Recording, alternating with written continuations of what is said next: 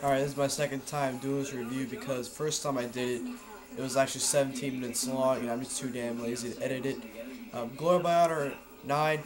A lot of people are saying this is an okay show, not a phenomenal show. I enjoy this show a lot.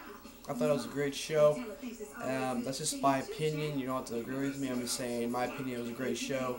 And so to review, first match you had was Briscoe versus Kenny King. This was a good opener, a good solid opener. Titus ended up coming out, interfering during the match, leading Kenny King to win after hitting his finisher. I don't know what it's called. Like I said, a decent match. Well, not decent match. It's decent to good match. Good way to open the show, in my opinion. And then after the match, Jay had Titus and King attack Jay. And then Mark ran out, and Mark started attacking both of them. And then they went straight to the Mark Briscoe versus Titus match, which was a little bit better than the Jay versus Kenny match. Mark ended up getting the win after hitting his finisher on Titus. Like I said, the match was a little bit better than the first match. It wasn't way better, but the speed of the match was better than the first one, so it was a good solid match to watch.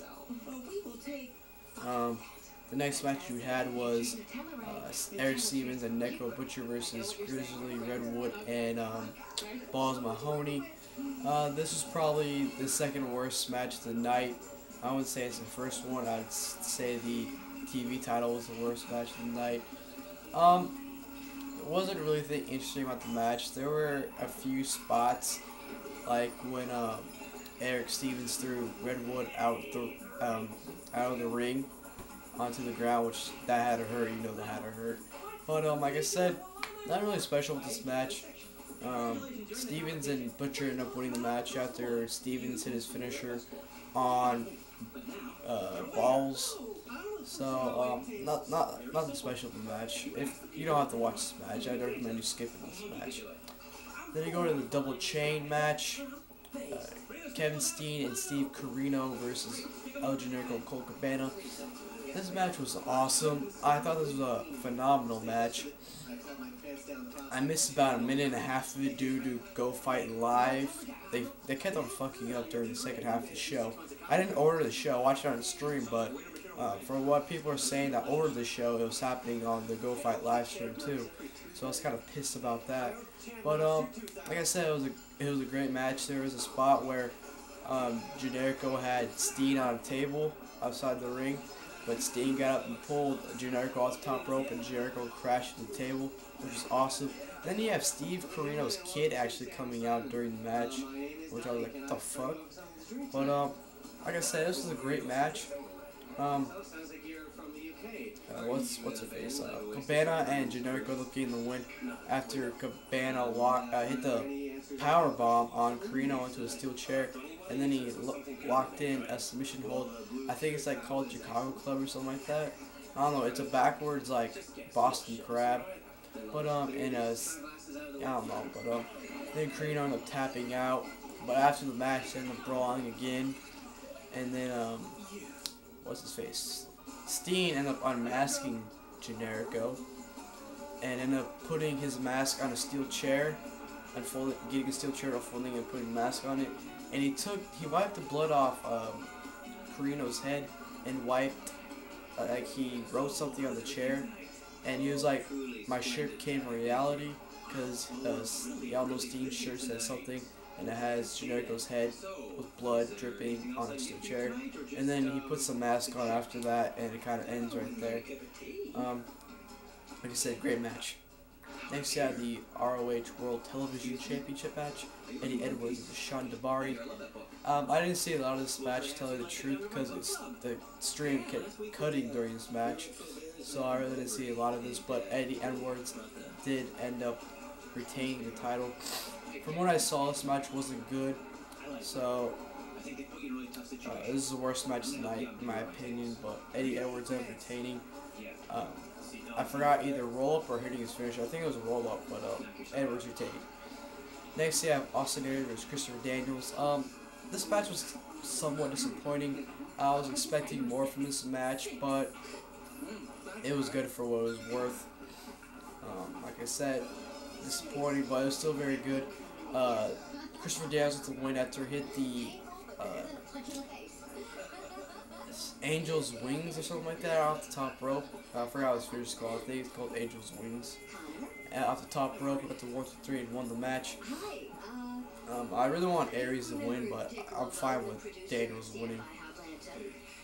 Then you get to the match that a lot of people are looking forward to, the Kings of Wrestling versus Shelton Benjamin and Charlie Haas. This was a great tag team match, guys. I had a lot of fun watching this. There were a lot of spots too, and there was a lot of near falls in this match where I thought it was going to end. But the end came when Shane Hagglehorn and Shelton Benjamin were basically arguing outside the ring, and Charlie Haas had the Haas of Pain on Castiglione. And then Chris Hero got the elbow pad and ended up putting an elbow drop on Haas's head. And Galone got the 1, 2, Castiglione got the 1, 2, 3, and the Kings of Wrestling won. But after the match, Haas and Benjamin ended up beating the living hell out of Kings of Wrestling, and they ended up holding the World Tag Team titles up in the air before into the main event. So hopefully we see a Haas and Benjamin and Kings of Wrestling feud for the tag team titles in the future. And then you have the main event, no disqualification match for the ROH World Title. Tyler Black versus Roderick Strong.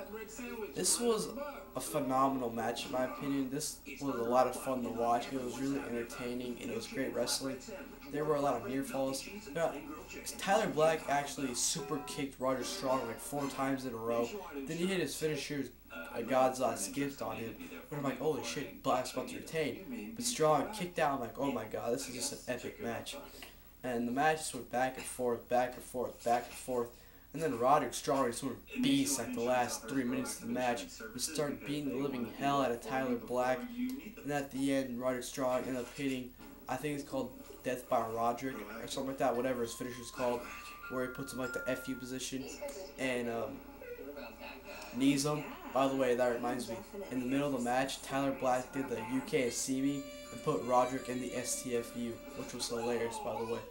And Roderick Strong did that. Then he rolled up Black, he got the 1, 2, 3 and won the ROH World Title. And then after the match, Roderick Strong went to shake Tyler Black's hand. But when Tyler Black went to shake his hand, he pulled up the middle finger and exited the ring and flipped off everybody and exited the building. And then after that, Roderick Strong was celebrating with Truth Martini.